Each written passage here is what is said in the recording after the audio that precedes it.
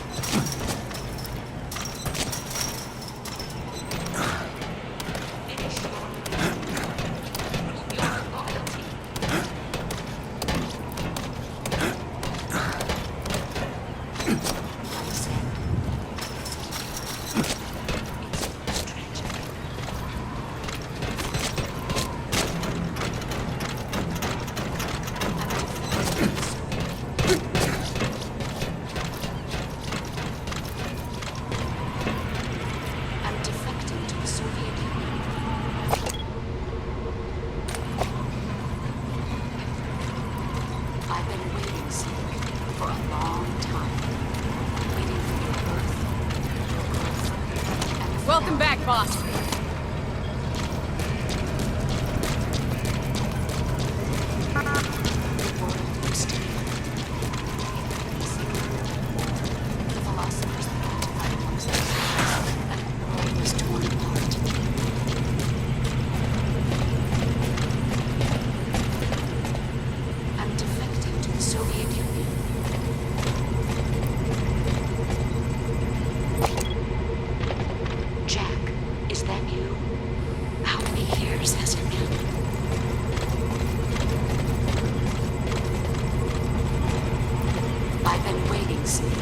For a long time, waiting for your birth, your growth, and the finality of today.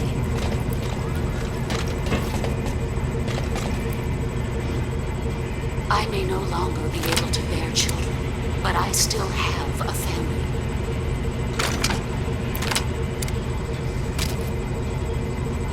When life ends, it gives off a final feeling of life is but a farewell gift from darkness to those on their way to die. Thank you for taking in those animals, boss. There is nothing left inside me. No hatred, none of the words. And yet sometimes I hate against it. Slithering through my body like a snake.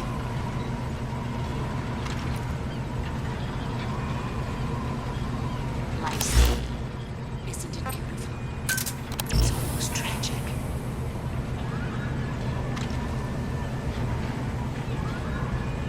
When life ends, it gives off a final lingering odor. Life is but a farewell gift from darkness to those on their way to die. So, who's that woman who does the talk that the boss brought back? No idea. I wonder if she's even human. What? Come on, she isn't human. What is she? Alien? Some kind of bioroid?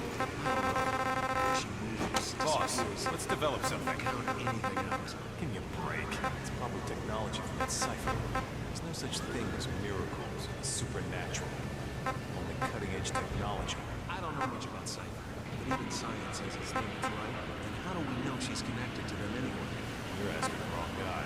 Well, whoever she is, boy, does she creep me out. I hear ya.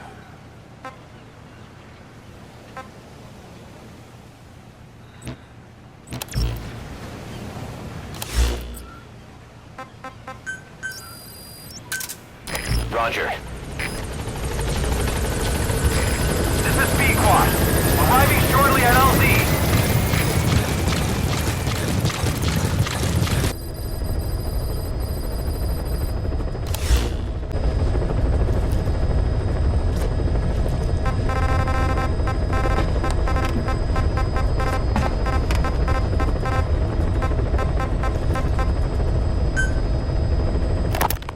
I have no doubt Skullface's plan is almost complete. At that point, I will no longer be of use to him. I must leave behind this record at least. A record of how the ancient vocal cord parasites became these abominable ethnic cleansing parasites. I believe he has two purposes for the ethnic cleansing parasites. The first, as their name suggests, is ethnic cleansing. This conflict between East and West that envelops the world will not last much longer. Once the Cold War ends, and the weight of America and the Soviet Union is lifted away, the ethnic conflicts they kept suppressed will all rise to the surface. It is not difficult to imagine that the radical sides will begin cleansing their adversaries. But what if an ethnic cleansing parasite matching the language of the aggressors were to be unleashed? The aggressors would be washed off the earth. At the very least, the idea that retaliation could eradicate your people would prove a powerful deterrent. The second purpose is the Englishization of the world. To cipher the organization, this is probably their main use. Man thinks in words, or rather, words are man's very means of thinking.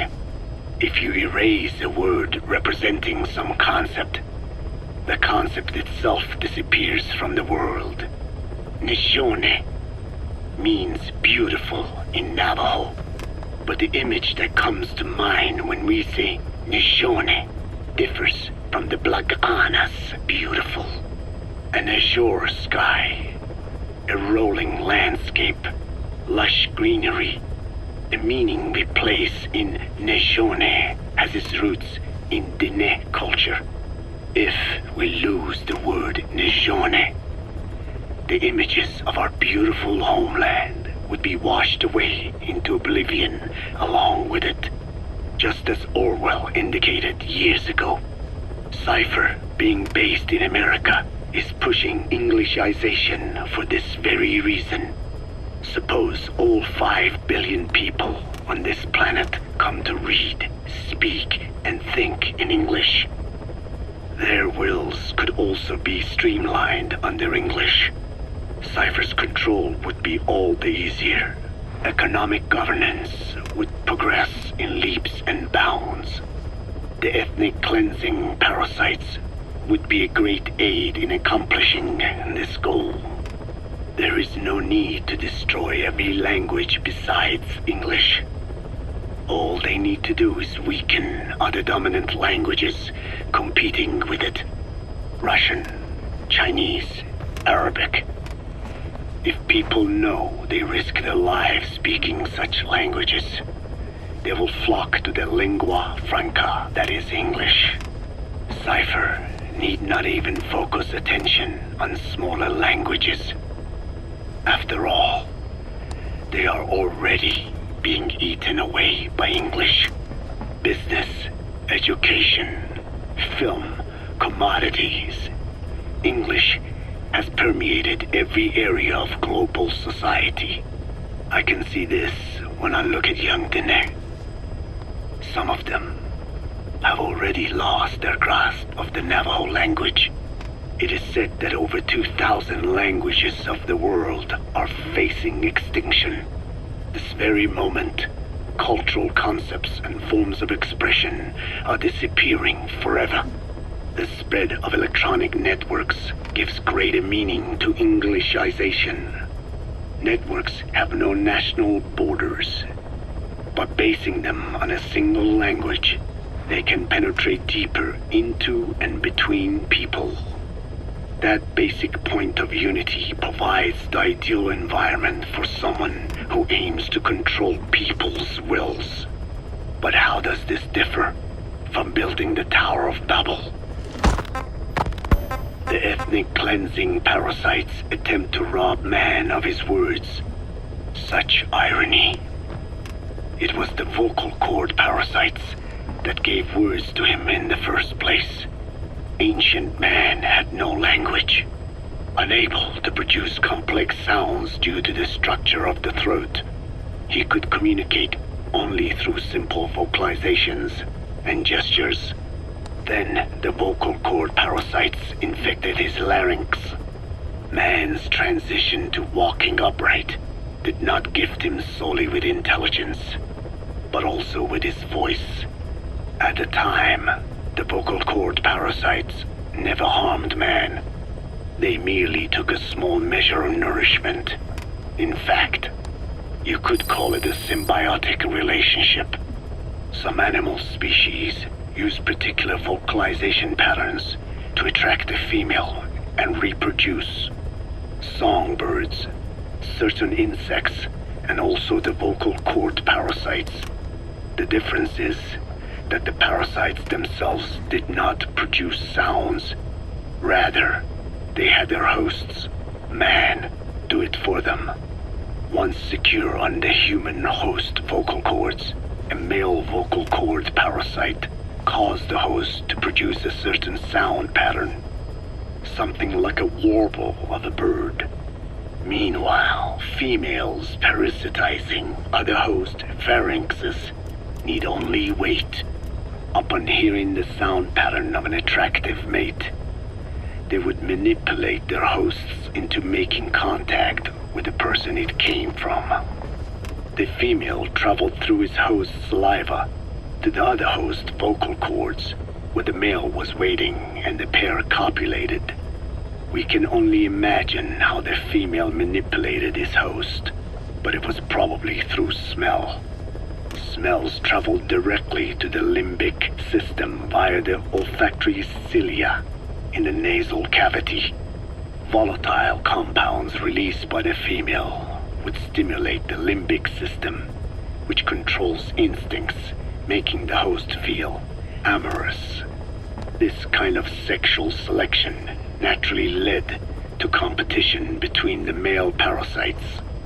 Males that had their hosts produce sounds perceived by females as more attractive succeeded in copulating and producing offspring. Evolutionary traits caused by sexual selection are curious. The peacock's feathers, the mannequin's dance, the firefly's luminescence pattern. Even with courtship behaviors that are not advantageous to survival, those individuals that excel in them produce offspring, and it escalates with each generation.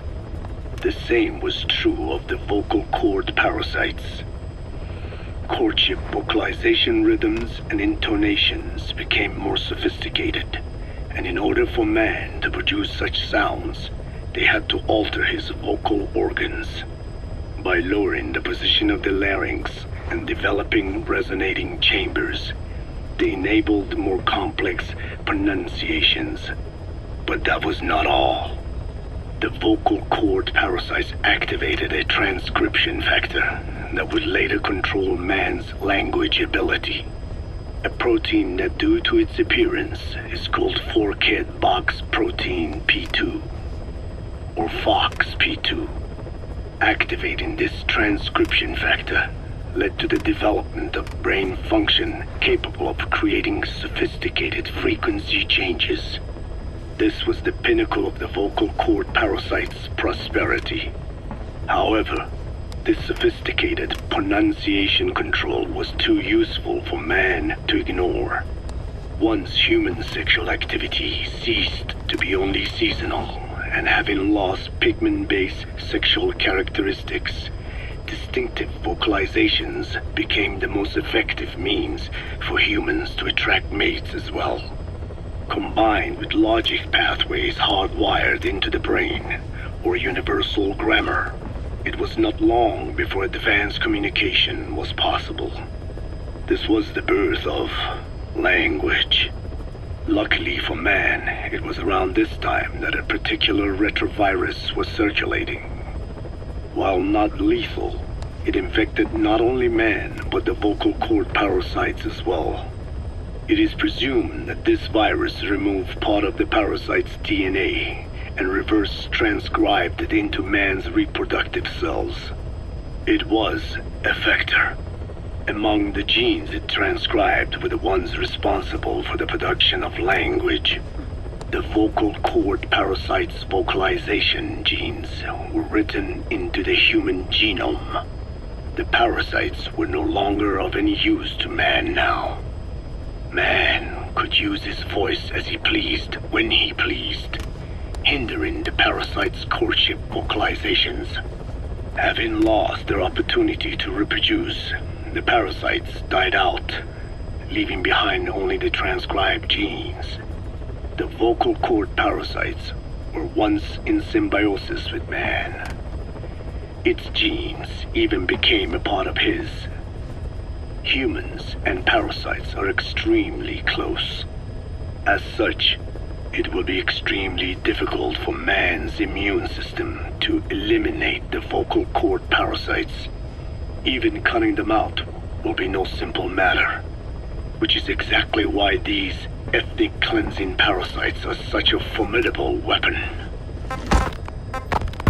The rise of the vocal cord parasites goes back approximately 300 million years to the Permian period.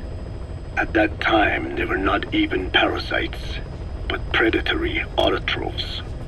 They are believed to have been the common ancestor to the Pentastomida and the Cyclops genus of copepods. However, Earth's environment underwent a violent change at the end of the Permian period. The cause is unclear, but evidence suggests that over 90% of the Earth's organisms at that time died out. The most pronounced threat to the proto-parasites was the severe reduction in oxygen concentration. The result was cladogenesis, a splitting that gave birth to a new strain that could parasitize other organisms' respiratory apparatus. This survival tactic helped lower their oxygen consumption, and inhabiting the throat kept them securely in contact with inhaled air. The best survivors were those that parasitized the reptiles that flourished at the time. Entering the Triassic period, the reptiles evolved into dinosaurs, and the proto-parasites shared in their success. Dinosaurs developed respiratory organs called air sacs to adapt to the low oxygen environment. These in particular helped the proto-parasites thrive. But another trial awaited them.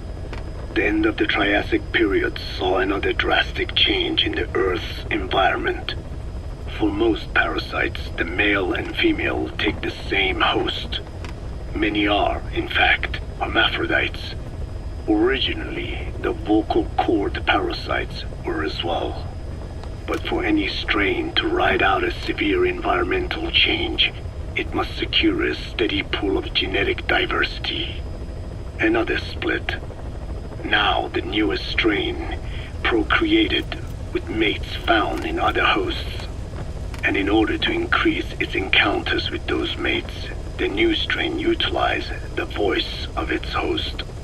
They came to inhabit the host's vocal cords. This truly was the birth of the vocal cord parasite. The parasites developed the host's pharynx to form resonating chambers and used them to produce sophisticated mating calls. The relatively upright posture of the dinosaurs was important in this, because the crooked L-shaped pharynx was more suited to the development of resonating chambers. These developments ushered in a time of great prosperity for the parasites.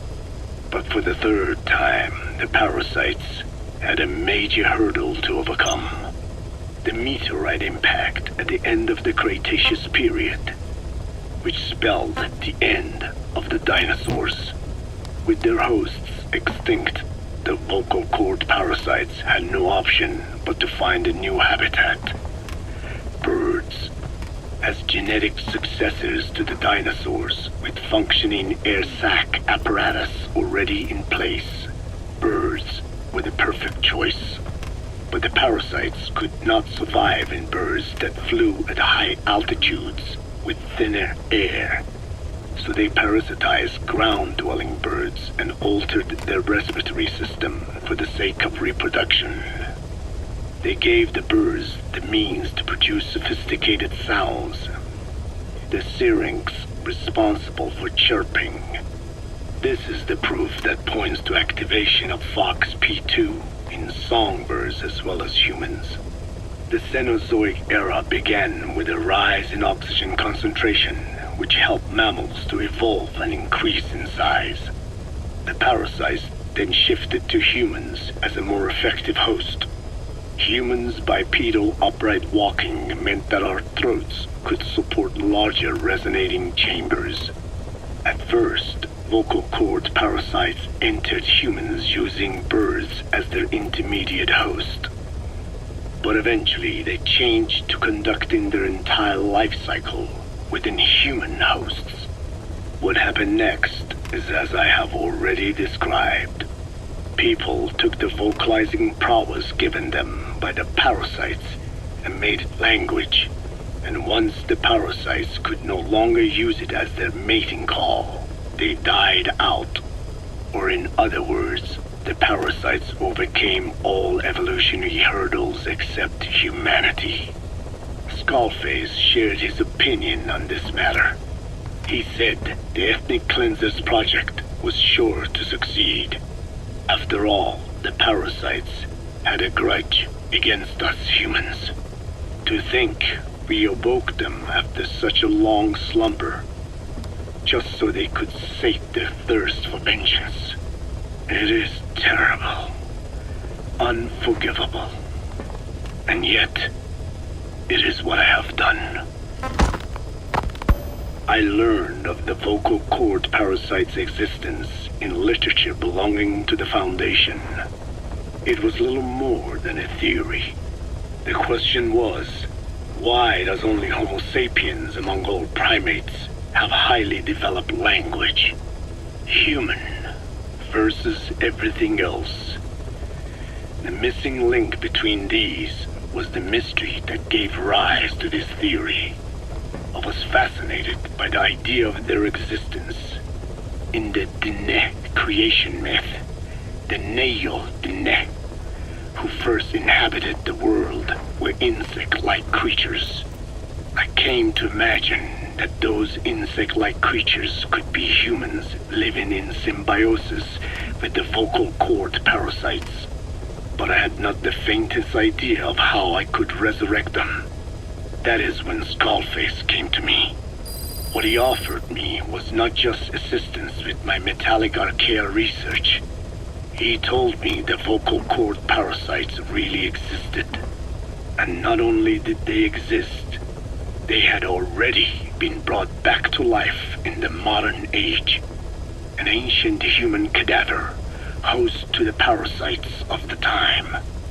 Cypher excavated such a cadaver from a permafrost region and isolated the DNA coding of the vocal cord parasites.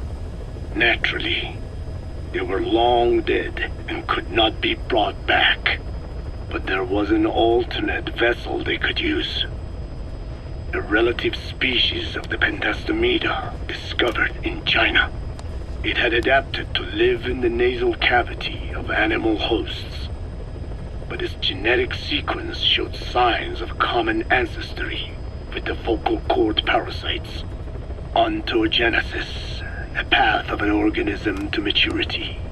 is like a roadmap of the phylogenetic evolution of the entire strain. Cypher used this to effect a reverse evolution of the modern parasite and resurrect the vocal cord parasites. They interposed a developmental mechanism to the ontogenetic stage analogous to when the relative species first appeared, the point at which it split from the vocal cord parasites, forcing its evolution down the other path, the vocal cord parasite path. The larvae this produced by the vocal cord parasites, reborn. I do not know in detail how Cypher accomplished this, but clearly they have access to high-level genetic technologies. Skullface said it was the work of a genius woman scientist, and that the relative species in question was first discovered by a group once called the Philosophers. I was tasked with modifying the resurrected parasites. He charged me with 2 demands. First, to add lethality to these organisms that had once lived in peace with man, by unleashing the larvae's latent desire to consume nutrients from the host's lung tissue, making them eat and eat until the lungs were destroyed.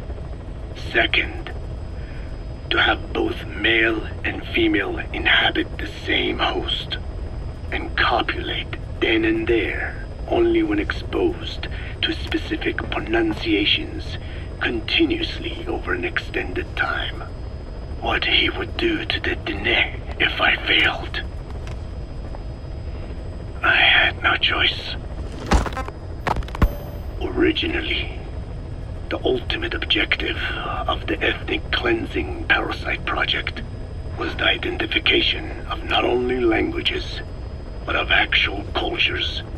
Language is deeply connected to ethnicity, but many languages are employed by multiple ethnic groups, and confrontation between those ethnic groups is by no means rare. If the cleanser parasites were to be a deterrent against ethnic conflict, they had to distinguish between groups using means other than pure language. The original plan called for this to be achieved by differences in the transmission vector. Each ethnic group has different lifestyle customs and eating habits. For instance, parasites living in shallow water and taken in through the skin could be used to target rice farming groups, or parasites using cows as their intermediate host would be ineffective against cultures that abstain from eating beef. But that is a lofty goal indeed. The current parasites mainly rely on droplet transmission.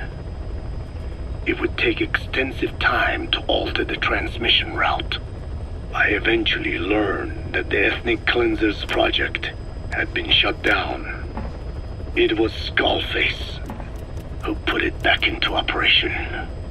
But despite that, he told me to forget about the transmission route and just focus on language identification.